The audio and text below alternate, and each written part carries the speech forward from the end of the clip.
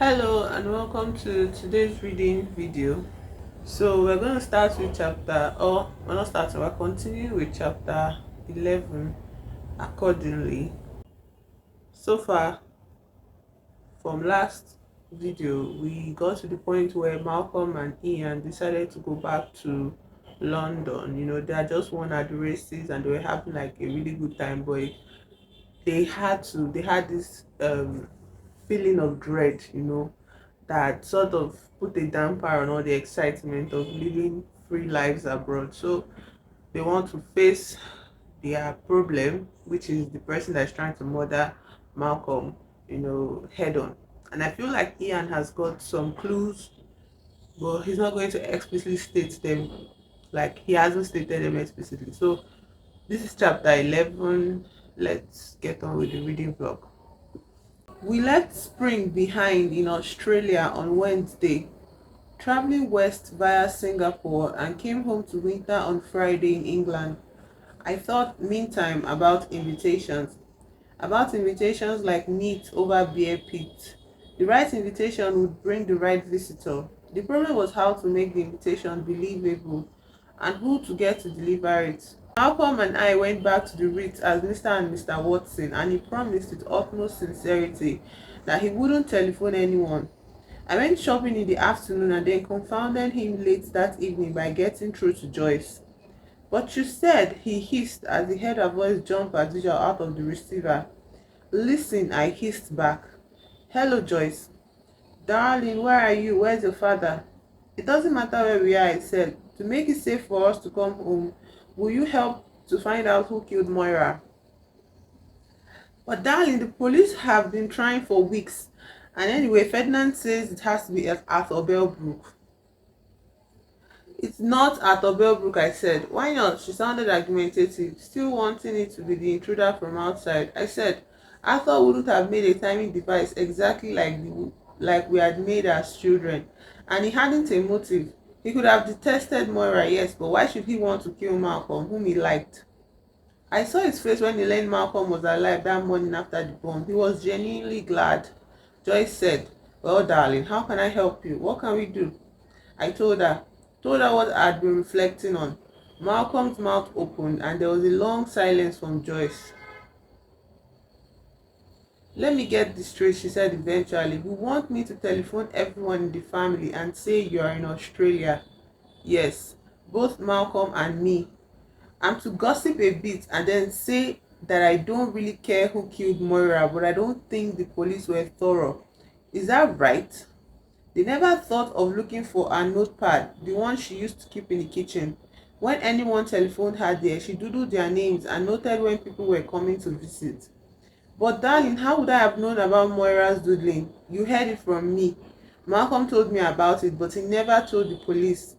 At the time, he didn't think of it." "All right, so I'm to wonder if it's still there." "I'm thinking of telling the police about it after the weekend. Is that right?" "That's right," I said. "And I'm to say, what if she wrote down the name of her murderer?"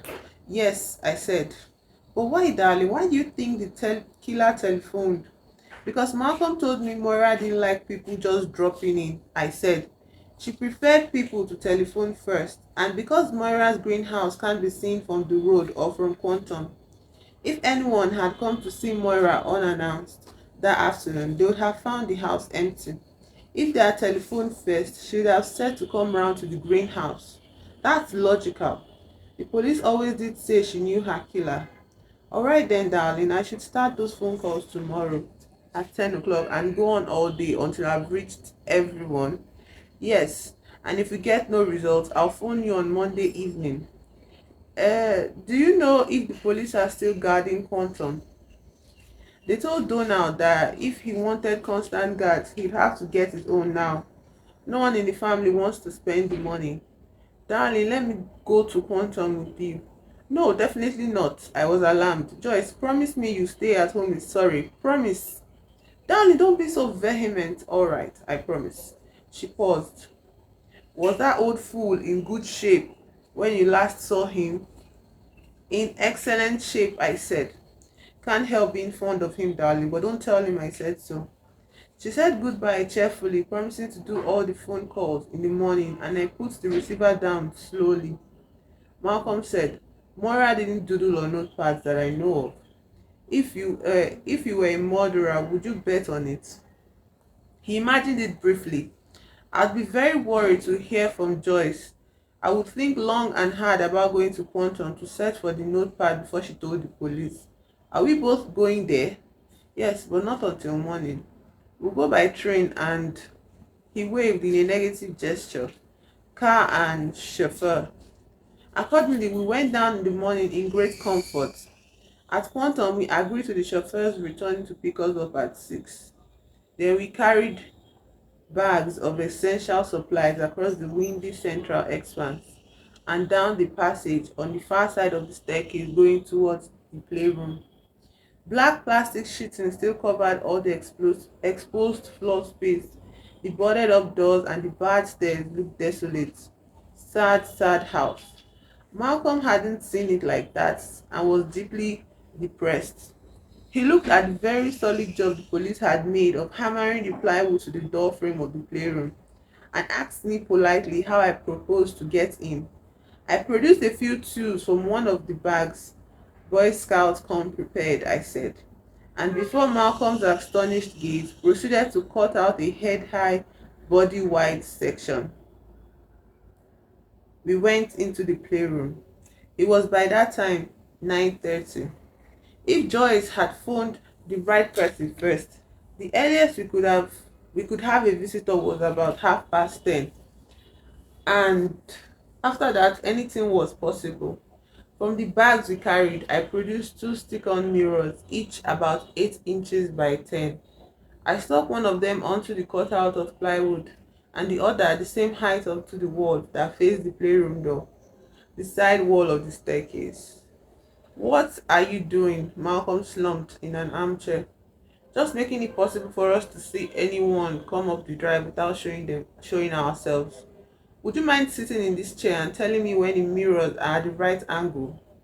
I moved the plywood along and angled it slightly until he said, Stop, that's it. I can see a good patch of drive.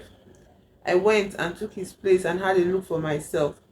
Anyone who came to the house that way would be visible. If they came across the fields, we'll have to rely on our ears. By 11, Malcolm was bored.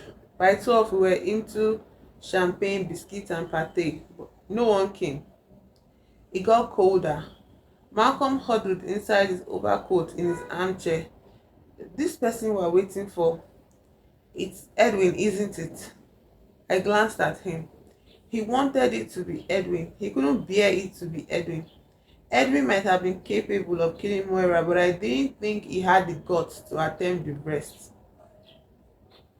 Is Edwin not Lucy's husband? That's Malcolm's daughter's. That's Malcolm's son-in-law. When I didn't contradict him, Malcolm began saying if Edwin comes, and it was easier to leave it that way. Time crept on. It was cold. This was a vigil to which there could be no good end. By 3:30, Malcolm was restless. You don't mean to go through all this again tomorrow, do you? I watched the mirrors. Come, I thought. Come. Joyce might have forgotten the phone calls, Malcolm said. She wouldn't forget. A light-colored car rolled up the drive, suddenly there.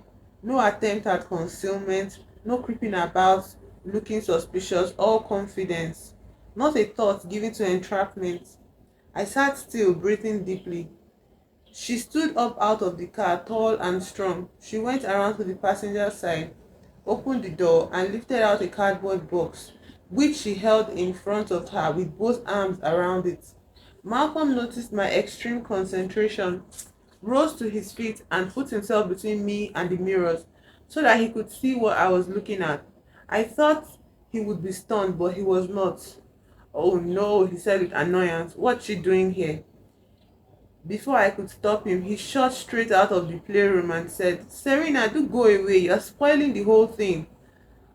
Ah, God, I feel so frustrated. Like, what is wrong with this man? I was on his heels, furious with him. Serena whirled around when she heard his voice. She took a step backward and tripped and let go of the box. She tried to catch it. touched it.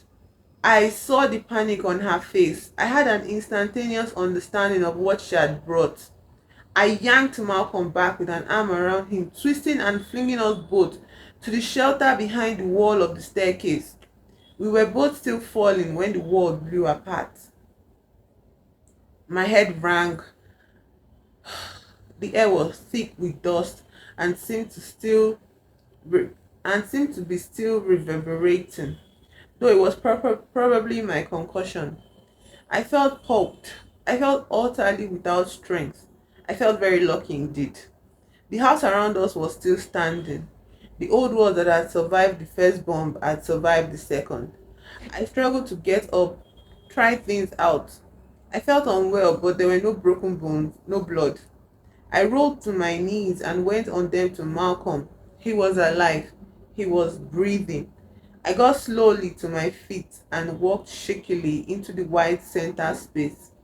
I could wish to shut my eyes, but one couldn't blot it out. At the point where the bomb had exploded, the black floor covering had been ripped right away, and the rest was convoluted in large torn pieces. I went around covering Serena with the black folds, hiding the harrowing truth from anyone coming there unprepared. I was trembling uncontrollably. Malcolm groaned. He was trying to sit up. There was a large area already beginning to swell on his forehead. God, he said in anguish. Serena, oh dear God. I helped him to his feet, then took him out of the house and eased him into the passenger seat of Serena's car. Malcolm put his head in his hands and wept for his daughter. I stood with my arms on top of the car and my head on those, and felt wretched and sick and unutterably old. I'd hardly begun to wonder what to do next when a police car pulled into the drive. A policeman stepped out. Someone in the village reported another explosion. He looked from us to the house questioningly. Get what, the superintendent, I said. Another bomb has gone off here, and this time someone's been killed. Ah, oh no. Dreadful days followed, full of questions, formalities, explanations, regrets. Malcolm and I went back to the Ritz where he grieved for the lost child who had tried hard to kill him. But she said she didn't care about my money. Why? Why did she do it all? I think she wanted to live at Quantum with you, I said gently. That's what she longed for since she was 6, when Alicia took her away. I saw her cry about it not long ago. She wanted to be your little girl again. She refused to grow up. He was listening with stretched eyes, as if seeing familiar country haunted by devils. Poor Serena, he looked tormented. But Moira, I think Serena made herself believe that if she got rid of Moira, she could go back to Quantum and live there with you. It doesn't make sense. Murder has nothing to do with sense. It has to do with obsession, with morbid drive. Anyone who carries a fully wired explosive device commits an act beyond reason. He shook his head helplessly. After Moira was out of the way, Serena offered to live with you at Quantum and look after you, but you wouldn't have it. But it wouldn't have worked, you know. It was nice of her, I thought, but I didn't want her. It's true. And I expect we made it clear in a fairly testy way. Okay, since we've gotten to this point, I feel like I want to say make some comments. Um, I want to say like, okay, why is Ian, I don't know, bringing this up in the sense like, but I feel like Malcolm was also trying to make sense of why Serena did what she did. So as we can tell, Serena blew up Quantum, but I'm not sure if she like. I didn't see Serena coming at all. Like, did you see Serena coming? I didn't see her coming, but let's just continue. I feel like Ian is just saying this to try to explain to Malcolm, perspectives that he could not possibly process because of his whole very gruff exterior, his way of being gruff with his children. You know, that comes when like you think everybody's like you, so when you say things that you really don't mean, or when you say things in a very insensitive manner, they will just get along with it. They wouldn't take it to heart because you don't take such things to heart. But like, you have 8 children, like there's You should, I don't know, maybe it's too much to expect it from an old man, an old billionaire in those days, but if you have more than, like, you have 8 children, I feel like you should expect that some of them are going to be very different or see life in a very different way, especially with the kind of childhood that you afforded them, growing up. So before we get, let's not go too far, let's just finish the story. I don't think it's the end, but like, let's keep seeing. He thought about it, okay, and I expect he made it clear in a fairly testy way. He thought about it. I suppose in the end I did. She kept on about it, you see. Came to Quantum to beg me. I got tired of it and said no, pretty definitely. I told her not to keep bothering me. He looked shattered. She began to hate me then, do you think? I nodded unhappily. I think so. I think she finally believed she would never have what she craved for. The rejection was ultimate, so she set out to kill you. And finally to kill the house as well. To destroy what she couldn't have. Malcolm put a hand over his eyes. You knew it was Serena who would come, he said. How did you know? I saw everyone, as you know. I saw what's wrong with their lives, saw their desperations. Donald and Helen are desperate for money, but they were coping the best way they could. Malcolm nodded. Lucy, I said, may have lost her inspiration, but not her marbles. Edwin is petulant, but not a planner. Thomas, I paused. Thomas was absolutely desperate, but for peace in his house, not for the money itself. He seemed to me incapable of almost tying his shoelaces, let alone making a time bomb, even if he did invent the wired up clocks. Go on, Malcolm said. Berenice is obsessed with her desires, but her grudge is against Thomas. It's not the money she really wants, it's his son. And Gervais, he's destroying himself. He's lost his nerves, he drinks. You have to be courageous and sober to mess with explosives. Ursula's desperation takes her to churches and to lunches with Joyce. He grunted in his throat, not quite a chuckle. It couldn't have been Alicia or Vivian, they are not strong enough to carry you. And Ferdinand, I really couldn't see it, could you? He had no particular worries, not him, not Debs. That's the lot. I thought of them all together with all their troubles and heartaches. To begin with, I thought that Moira was killed to stop her taking half your money. I thought the attacks on you were for money too. It was the obvious thing. And then when I understood all the turmoil is going on under apparently normal exteriors, I began to wonder whether the money really mattered at all. And when I was in New York, I was thinking of them all again, but taking the money out. And with Serena, everything fitted. Malcolm stared restlessly. It wouldn't have convinced the police, he said. Not nor you either, I agreed. You have to see for yourself. We fell silent, thinking of what in fact he had seen. His daughter came to blast out the kitchen rather than search it for a notepad. But didn't you have any proof? He said eventually. I mean, something you could put your finger on. Not really. Nothing that would stand up in court. Except that I think it was Serena who got Norman West to find you in Cambridge, not Alicia, as West himself thought. He said, why do you think that? Alicia said she hadn't done it. I thought she was lying, but now I think she was telling the truth. Remember the tape from my telephone answering machine? Remember Serena's voice? Mommy wants to know where Daddy is. Alicia told me positively that she herself hadn't wanted to know where you were. I think it was Serena who wanted to know, and she wanted to know because she had lost us after failing to run you over. I suppose Serena did sound like Alicia on the phone, he said. Breathless and girlish. Norman West just got it wrong. She did call herself Mrs. Pembroke, I pointed out, just to confuse things. It doesn't much matter. Malcolm was quiet for a while. Although what happened was terrible, it was the best thing. We'll grieve and get over this. Serena couldn't have borne to be locked up, could she? Not with all that energy. Not in drab clothes. Check. On Monday, we went to see Superintendent Hill. He offered sympathy. He asked if we knew why Serena had gone to Quantum with a second bomb, or why she should have killed Moira and tried to kill Malcolm. We told him my theories. He listened broodingly, then said, yesterday, we searched Miss Pembroke's flat. We found a few items of interest. He reached into a carton that stood on his desk. He brought out a pile of 20 or 30 exercise books with spiral bindings and blue covers, and after that, a tin with a picture on top. The old curiosity shop, Malcolm said sadly. I picked up one of the notebooks and opened it to Serena's looping handwriting. I read aloud. Daddy and I had such fun in the garden this morning. We picked a lot of beautiful daffodils, and when we went indoors, I put them all in vases. I cooked some lamb chops for lunch and made mint sauce. Daddy's going to buy me some white boots with zips and silver tassels. He calls me his princess. Isn't that lovely?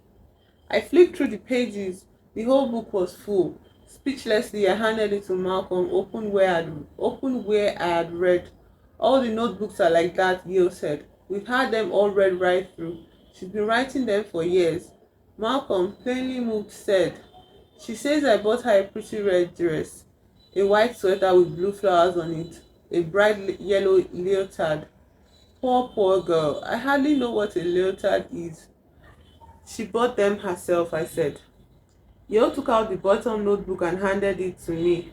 This is the latest. It changes at the end. You find it interesting. I turned to the last entries in the book and with sorrow read, Daddy is going away from me. I think perhaps I will kill him. It isn't so difficult. I've done it before. There was a space on the page after that, and then lower down, Ian is back with Daddy. Another space, and then in capital letters, Ian is at quantum with Daddy. I can't bear it. After yet another space, she had written my name again in still larger capitals and surrounded it with a circle of little lines radiating outward, an explosion with my name in the center. Malcolm had been reading the page over my arm and sighed deeply. Can I have these notebooks? He said to Yale. You don't need them, do you? There won't be a trial. Yale hesitated, but said he saw no reason to retain them. He pushed the books towards Malcolm and put the candy tin on top. It's empty, he said, just cotton wool inside. And the lighthouse and clock. Could we have them too? I asked. Yale produced the box containing them from a cupboard, wrote a list of what we were taking on an official-looking receipt, and got Malcolm to sign it. That afternoon, Malcolm wrote checks that would solve every financial problem in the Pembrokes repertoire. He wrote a final check and gave it to me. I felt awkward taking it. You should have had double, he said. On Tuesday, because I wished it, we went to see Robin. On the way, we stopped again to buy toys and chocolates and a packet of balloons. I had taken with us the Lego lighthouse and the Mickey Mouse clock, thinking they might interest him. They used to be his and Peter's after all. We gave Robin the new toys, which he looked at and put down again, and after a while I brought out the old ones. He looked at them for only a moment and then came to me, pointed at a packet of balloons and made a puffing noise. I opened the packet and blew up several balloons. When they were all scattered around the room, he went around bursting them with furious vigor, letting out the anger he couldn't express. After a moment, he went over to the table, picked up the lighthouse, pulled it roughly apart into 4 or 5 pieces, and threw them out the wide open French doors. Then he picked up the clock and with violence yanked the wires off, including the Mickey Mouse hands. Malcolm was aghast. Robin's rage shouted out of his mute body. His strength was a revelation. He took the clock and walked around the room, smashing it against the wall at each step. Stop him, Malcolm said in distress. No, he's talking, I said. He's telling us. When Robin reached the open doors, he threw the mangled clock far and high into the garden. Then he started shouting, his voice rough from disuse and hoarse with the change taking place from boy into man. Ah, and then real words. No, Serena, no, Serena. I stepped close beside him and yelled, Serena's dead. He stopped shouting immediately. Serena's dead, I repeated, like the clock. Smashed, finished, dead. He turned and looked at me vaguely, his mouth open. Then he went and sat in a corner with his arms around his knees and his head down, and began rocking. He doesn't understand, Malcolm said. The nurses thinks he understands. The nurses think he understands quite a lot. I said, what does it matter? Malcolm said helplessly. It matters because if he does understand, it may give him rest. I brought the lighthouse and the clock because I wondered if Robin remembered anything at all. I didn't expect quite this result, but I think he smashed the clock Serena gave him because it reminded him of her.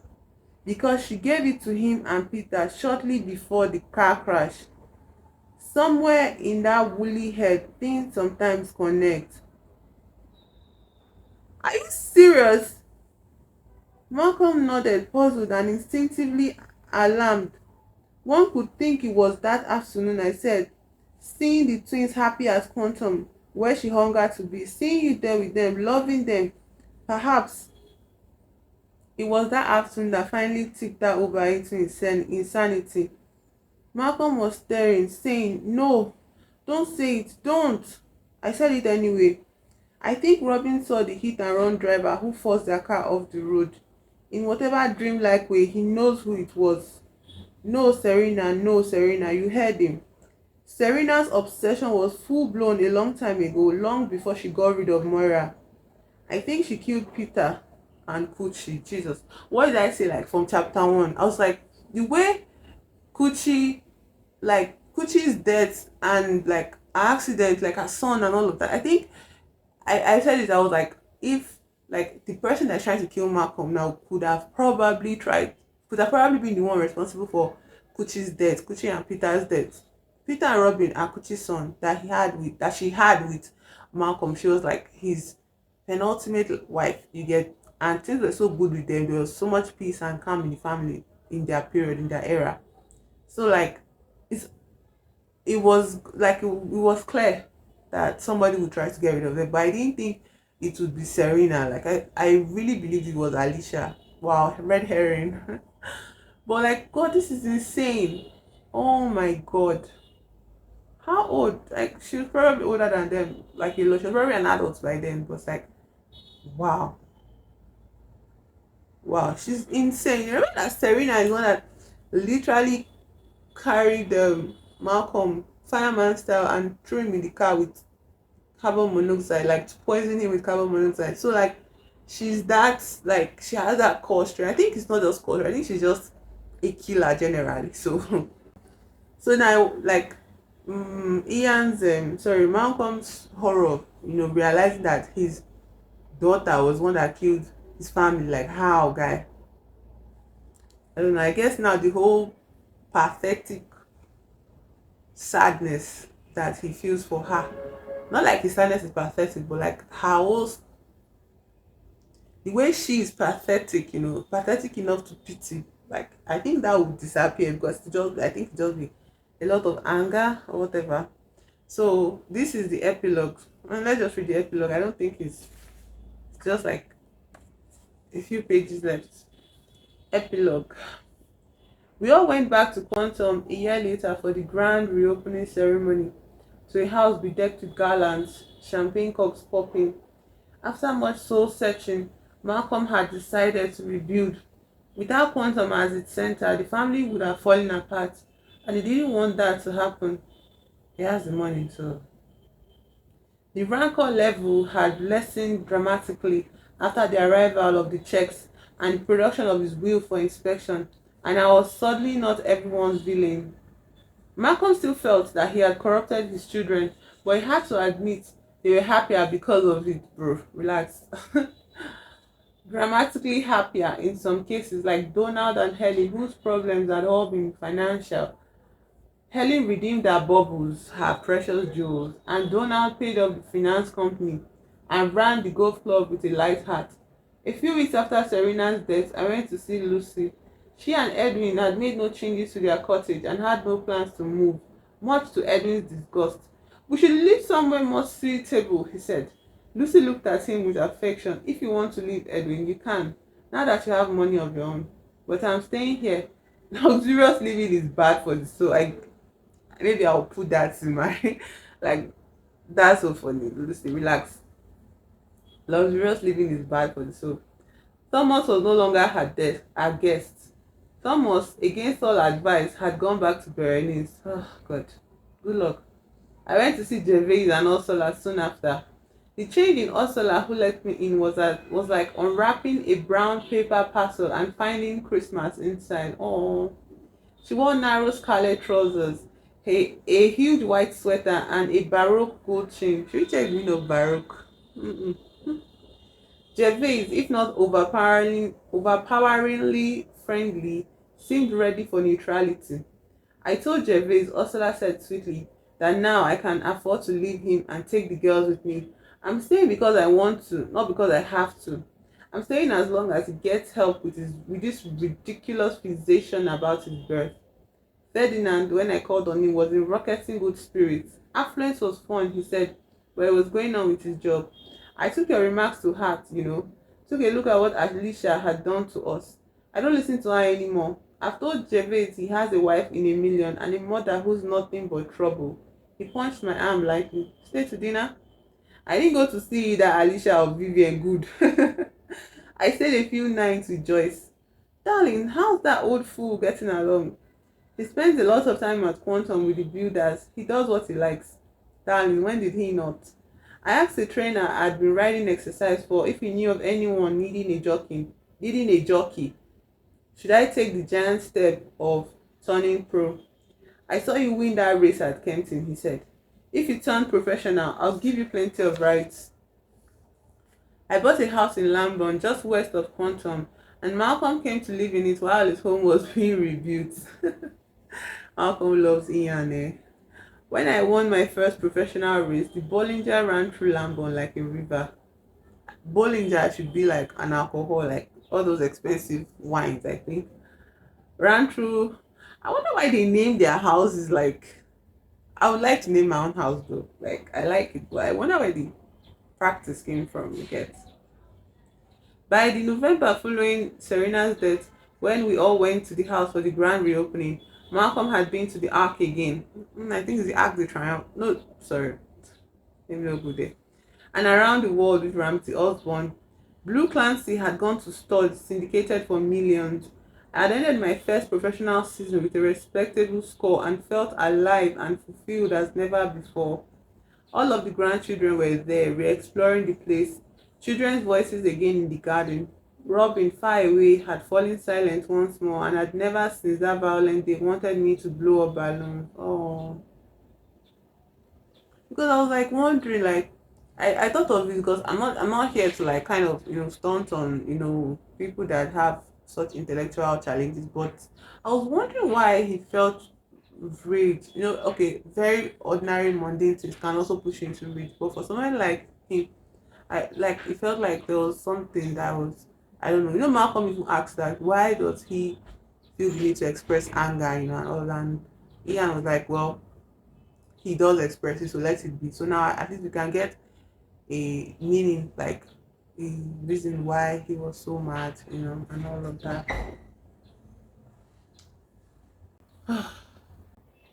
Malcolm and I walked out from the lawn, looked up at Quantum. It felt whole again, not just physically, but at peace.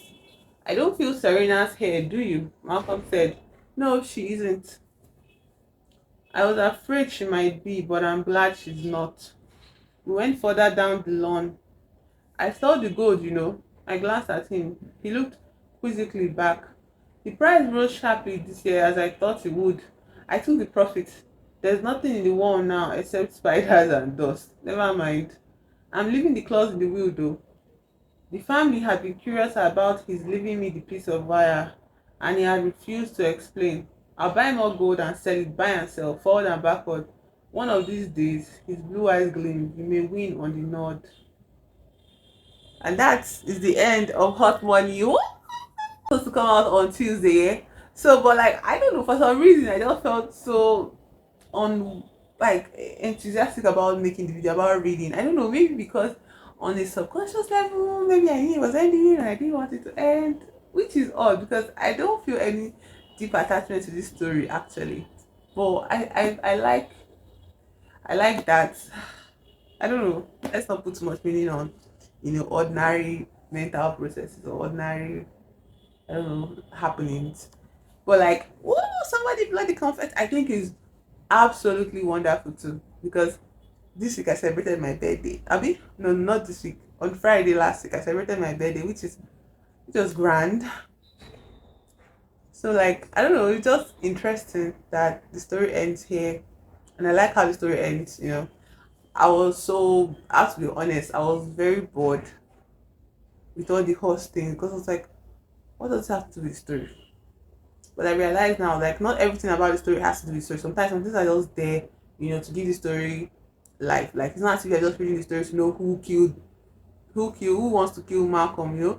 It's more of a they're reading the story about this family, that nothing. That you're reading a story about this family that is very intriguing. They have these lives. Everybody has their own life. Everybody has their own shit going on, and I think that's the beauty of being a writer. The awesomeness of being a writer. The fact that you can create worlds, out of thin air for characters, that are not substantiated in the real life.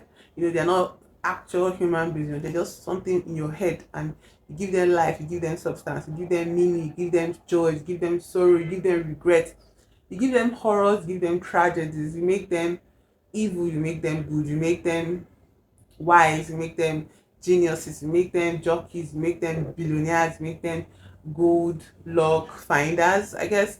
You make them alcoholics, you make them obsessive, you make them insane with rage and fury, you make like you just make up all these things in your head and you bring them to life. You connect them in such a way that they are very real to the reader. That's me, you. And I think like writers just have to be applauded. Like my very first joy about my existence was books.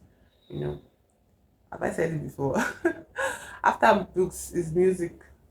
Or are they together? I don't know. But either way, Sha, it was fun getting to the end of this. I feel like I wanted to go to a bookstore to get more books. You get, or like I don't know about going out yet. I'm just happy that I was able to make this video. So let's not think about that. There's another story. There's like three more stories. So Jenny's Mountain, Trespass, and Saradine. So like I don't know. Should we continue with Reader's Digest story, or should we start a whole book entirely? I might start a whole book entirely because there's this book I've been wanting to read, but I haven't been able to. Like, this is when you are reading a book and you can't just pick it up or drop it. Like, you can't pick it up and keep holding on to it. You have to drop it. And then when you drop it, you never pick it up again. I don't know if that's just me. So there's this story by one of my favorite authors as a child, and I think I'm going to start the book like for our next reading series. I think I've had enough for now of these fonts and everything, and of course I'm going to be doing maybe 2 chapters, maybe 3 chapters. I don't know. Depends on how long each chapter is and how I feel. So thank you for being here. Thank you for being with me, going with me on this journey of hot money, and I will see you in the next video if it comes. Bye.